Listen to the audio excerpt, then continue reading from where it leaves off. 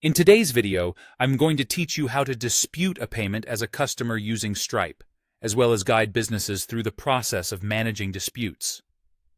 Understanding these steps is crucial, whether you are a customer seeking a resolution or a business aiming to handle disputes effectively. Let's start with the perspective of a customer.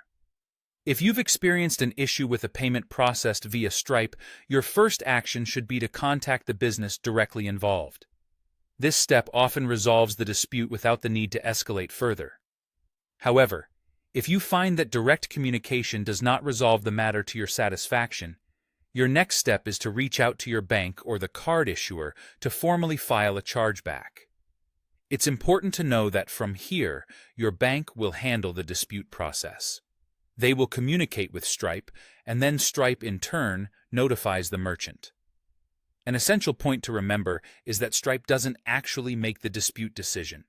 Instead, this responsibility lies with the card network and your bank. Now, shifting focus to the merchants dealing with disputes in Stripe, here's what you need to know. When a customer disputes a charge with their bank, the first thing that happens is you'll be notified by Stripe.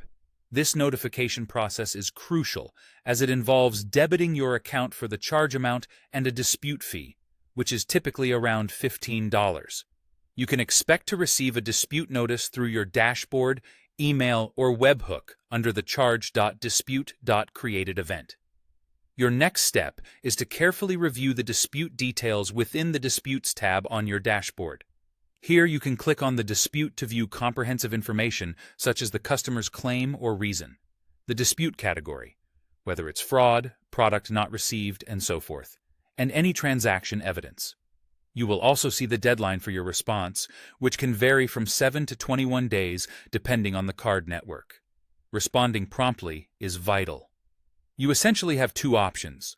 You can choose to accept the dispute, acknowledging it, and letting it go, which means the funds are lost.